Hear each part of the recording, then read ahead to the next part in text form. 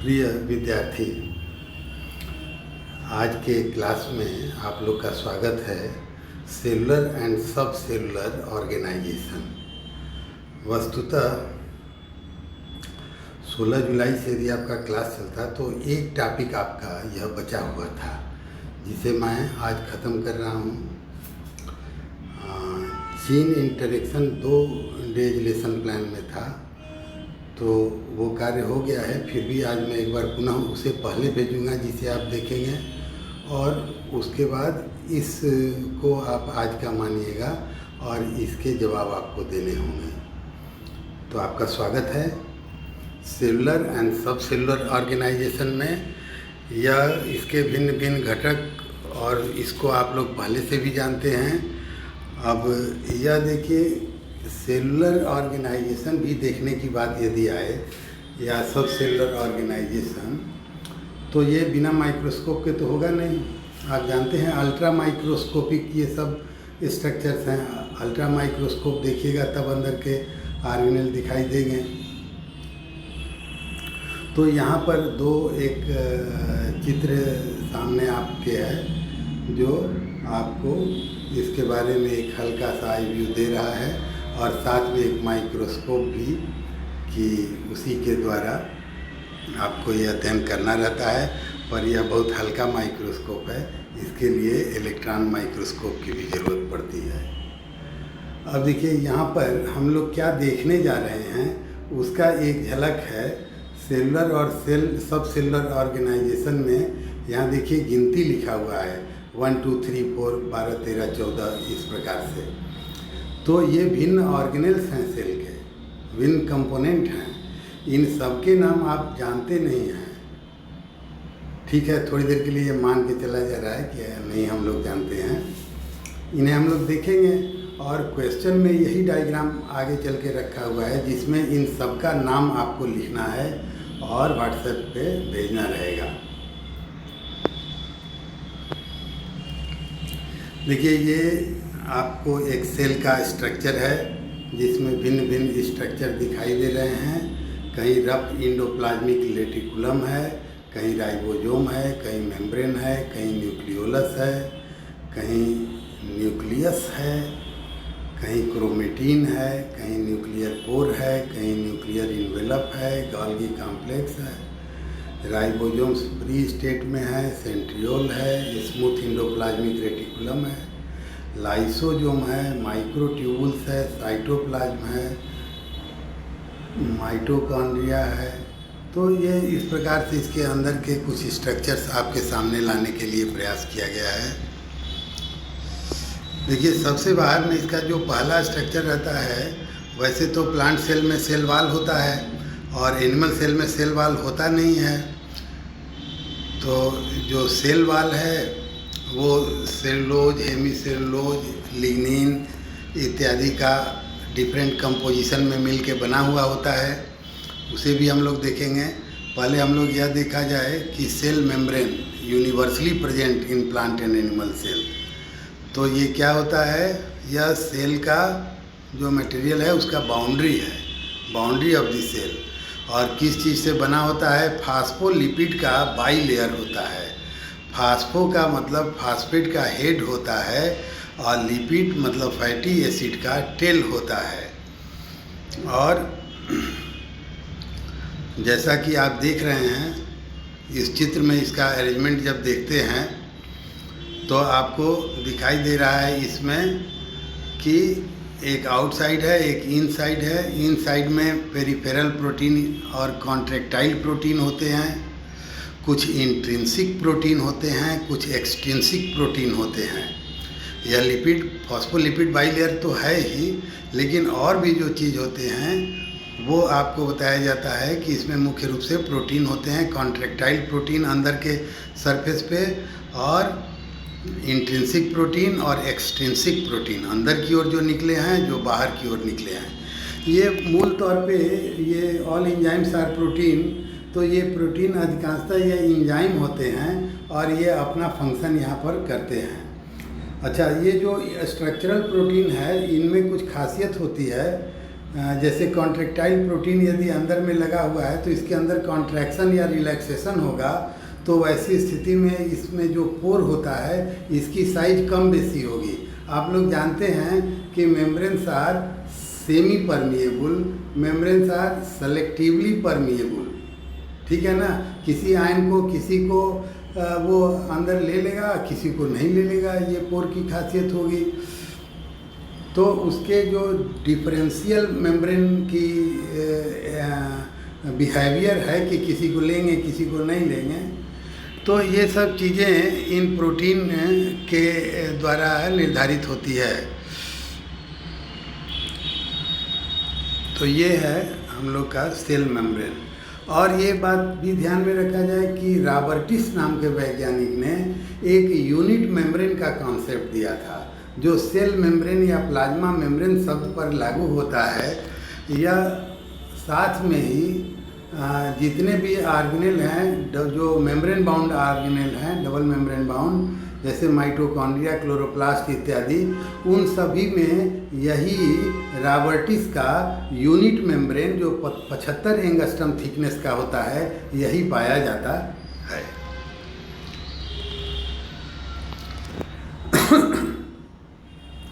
अब उसी चीज़ को फिर यहाँ दिखाया गया है थोड़ा और बेहतर स्वरूप में, देखने में अच्छा भी लग रहा है।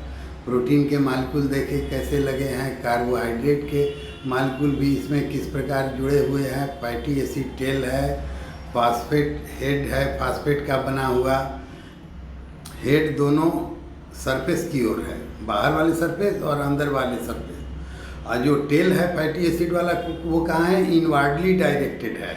इसका मतलब ये है कि वो वाटर के रिलेशन में हाइड्रोफोबिक और हाइड्रोफिलिक ये लोग होते हैं, तो उसी के हिसाब से अपने बचने के लिए टेल अंदर के साइड में आ जाता है, हाइड्रोफोबिक इसे कहा जाएगा।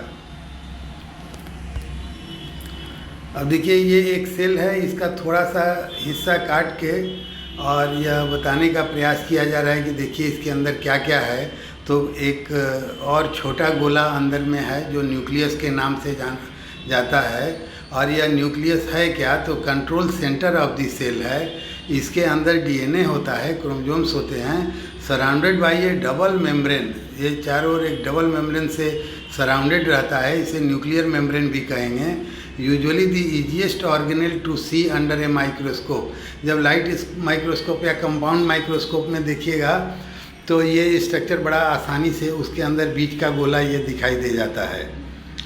यह एक सेल में एक होता है। सिनोसिटिक माइसीलियम का केस अलग है, वहाँ पर सेल में कंपार्टमेंटलाइजेशन नहीं होता है, तब ढेर सारे न्यूक्लियस होते हैं, उसको सिनोसिटिक कहते हैं। अदरवाइज भी सामान्य तौर पे मैं बता रहा हूँ, इसमें एक सेल में एक न्यूक्लियस होता है। और देखिए ये इसका स्ट्रक्चर है जिसमें क्रोमोसोम्स दिखाया गया है, जो दो आइडेंटिकल स्ट्रक्चर क्रोमेटिड से मिलके बना हुआ है, सेंट्रोमियर से जुड़ा हुआ है। तो ये इसके स्ट्रक्चर हैं। न्यूक्लियर इन्वेलप है, न्यूक्लियर पोर भी है, क्रोमेटिन भी है। ये सेल का न्यूक्लियस के अंदर में है। अब देखिए इसी में एक और छोटा गोला रहता है जिसे न्यूक्लियोलस के नाम से जाना जाता है।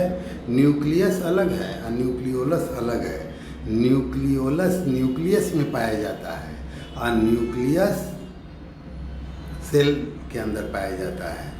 ये देखिए थोड़ा बड़ा करके न्यूक्लियर पोर दिखाया गया है। Nuclear envelope of two membrane का माने बाई मेम्ब्रेन होता है, यह वही रॉबर्टिस का यूनिट मेम्ब्रेन रहेगा। साइटोस्केलेटन जिस सॉल्यूशन में न्यूक्लियस फ्लोट करता है, प्रेजेंट रहता है, उस सोल जेल मटेरियल को साइटोसोल कहते हैं, ठीक है। और उसका पोजीशन केंद्रक माने केंद्र में, सेंटर में पाया जा रहा है न्यूक्लियस। तो वहाँ पर उसका पोजीशन फिक्स करने का काम इंडोप्लाज्मिक रेटिकुलम, जो कि सेल मेम्ब्रेन से निकल के इन्वेजिनेटेड स्ट्रक्चर है, यह स्थापित करता है या उस कार्य को करता है। तो उसे साइटोस्केलेटन कहते हैं। Provides shape and structure, shape और स्ट्रक्चर प्रोवाइड करेगा। Help move organelle around the cell, made 3 types of filament. यह जो साइटोस्केलेटन है 3 प्रकार के फिलामेंट से बने होते हैं। ये देखिए माइक्रोट्यूबुल्स है, ट्यूबुलिन प्रोटीन से, एक्टिन फिलामेंट होता है और इंटरमीडिएट फिलामेंट होता है, और इनके थिकनेस भी दिए हुए हैं। माइक्रोट्यूबुल्स का थिकनेस ज़्यादा है। अब देखिए ये है एंडोप्लाज्मिक रेटिकुलम। सेल के अंदर भी इसे दिखाया गया है और सेल के बाहर में भी। इसे कहते हैं एंडोप्लाज्मिक रेटिकुलम। यह हाईली इन्वेजिनेटेड स्ट्रक्चर है और साइटोस्केलेटन का बड़ा काम तो इसी के द्वारा होता है। देखिए न्यूक्लियस से एक तरफ और दूसरे तरफ प्लाज्मा मेम्ब्रेन तक जाएगा, तो इसको सेंटर में बनाए रखता है। ये चारों ओर रहेगा।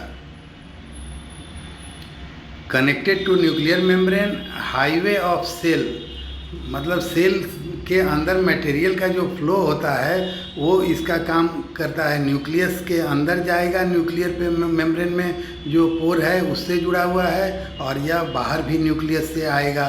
तो बोथ वे ट्रांसपोर्ट होता है, तो इसलिए कहा गया है कि it is roadway, highway of the cell. अच्छा, एंडोप्लाज्मिक रेटिकुलम देखिए 2 प्रकार का होगा। एक रफ एंडोप्लाज्मिक रेटिकुलम होगा। तो तुरंत सवाल आता है नाम क्यों रफ है? तो it is studded with ribosomes, it makes protein. तो राइबोसोम प्रोटीन बनाने का प्लेटफार्म है, और राइबोसोम खुद कहाँ होता है? एंडोप्लाज्मिक रेटिकुलम पर। जब जिस भाग में ये रहेगा उसे रफ वाल्ड एंडोप्लाज्मिक रेटिकुलम कहेंगे। और स्मूथ वाल्ड एंडोप्लाज्मिक रेटिकुलम होता है, वहाँ पर राइबोसोम्स नहीं में होते हैं और यहाँ पर लिपिड का निर्माण होता है। अब देखिए राइबोसोम का यहाँ स्ट्रक्चर बताया गया है। साइट ऑफ प्रोटीन सिंथेसिस है, found attach to rough ER और फ्लोटिंग फ्री इन साइटोसोल। ये अकेले भी हो सकते हैं, ग्रुप में भी हो सकते हैं। जब ग्रुप में रहेंगे तो इनको पॉलीजोम के नाम से जानते हैं। Produced in A part of the nucleus called the nucleolus.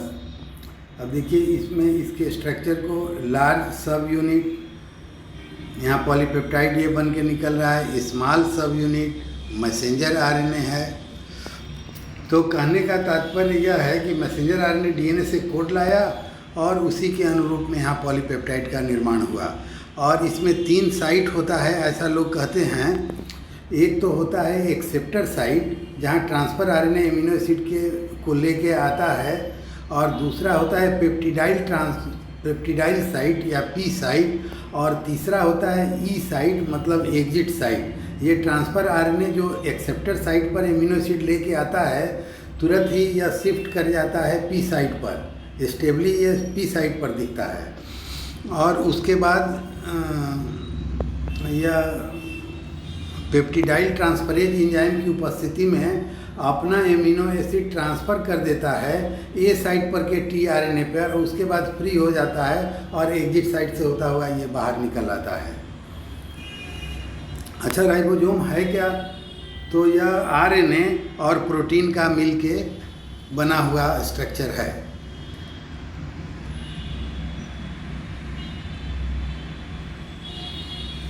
Polypeptide क्या है? एमिनो एसिड की श्रृंखला को पॉलीपेप्टाइड कहते हैं।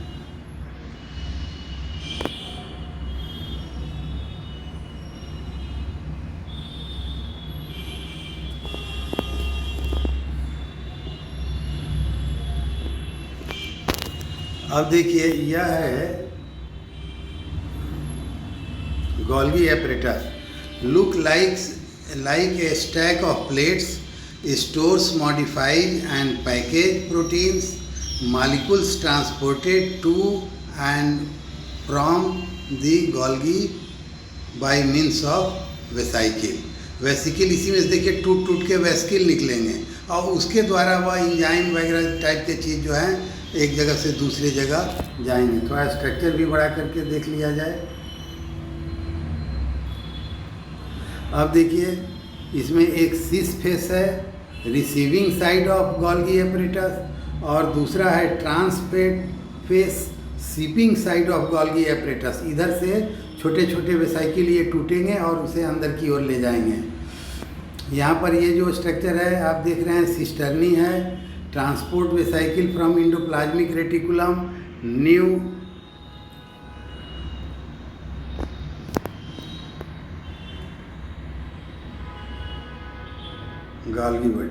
गाल्गी बॉडी से ट्रांसपोर्ट वेसाइकिल बनता हुआ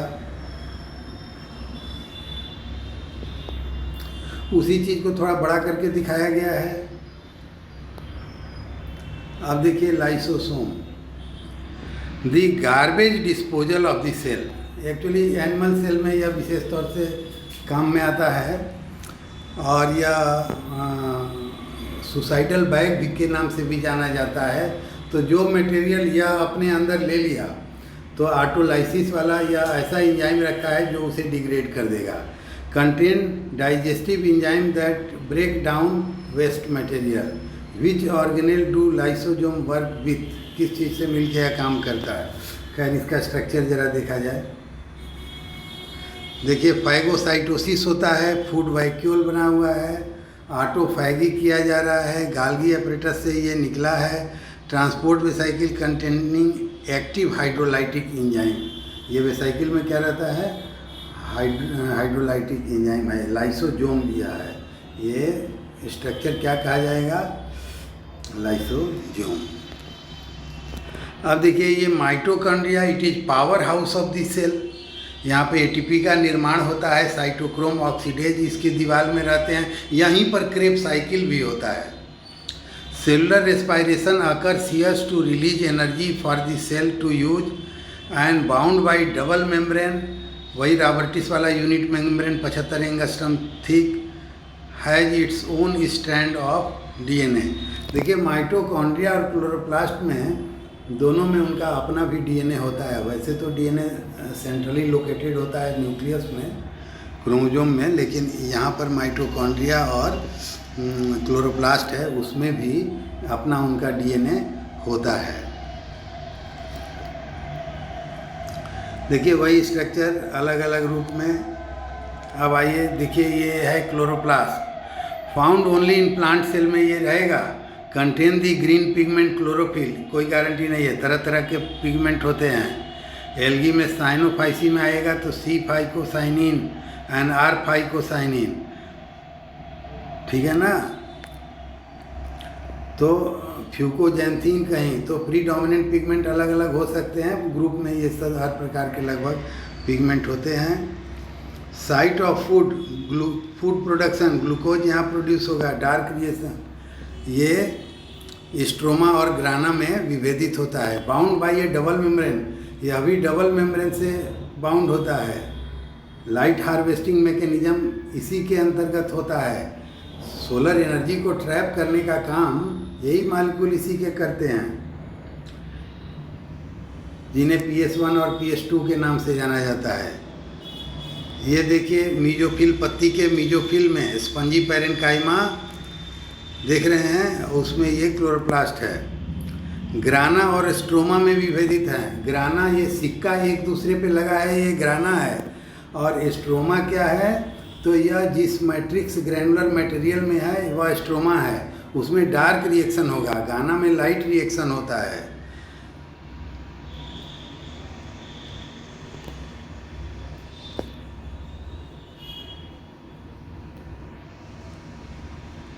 अब देखिए ये cell wall, found in plant and bacterial cell.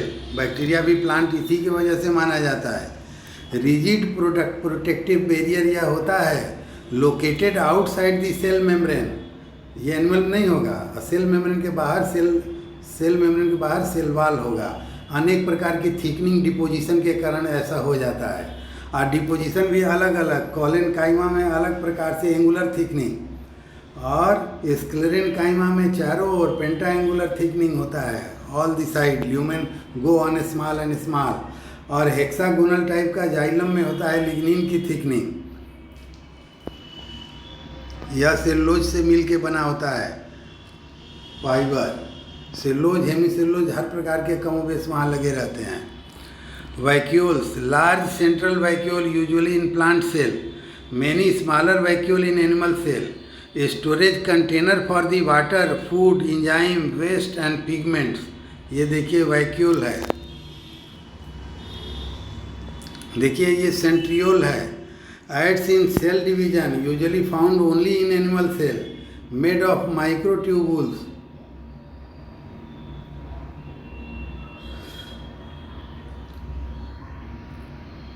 देखिए यहाँ पे गाल्गी एपरेटस, देखिए यहाँ पर न्यूक्लियस, और देखिए माइक्रोफिलामेंट नेटवर्क किस प्रकार से होते हैं।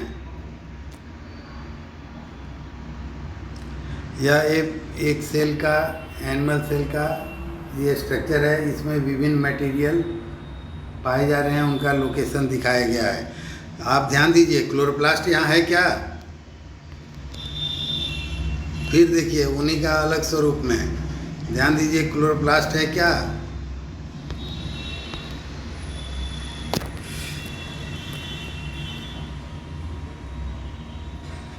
अब देखिए दोस्तों, ये देखिए कुछ सवाल आपके लिए रखा गया है जिसका आपको जवाब देना है। Which organelle is the control centre of the cell. दूसरा है which organelle holds the cell together. तीसरा है which organelle are not found in animal cell. Which organelle helps plant cell to make food. What does ER stand for. Do you remember what to do with this diagram. इधर side में जो diagram है इसके साथ क्या करना है। अंदर में जो दूसरा स्लाइड देखिएगा तो इसका बड़ा आकार में वहाँ पर दिया गया है, 1 से 13 14 तक नाम दिए गए हैं, नंबर दिए गए हैं। आपको उस हर नंबर के आगे वह कौन ऑर्गेनेल है, वह क्या चीज़ है, यह आपको लिखना है। तो ये आपके इतने सवाल यहाँ पर बने जिसको आप वहाँ पर व्हाट्सएप ग्रुप में भेजेंगे। धन्यवाद।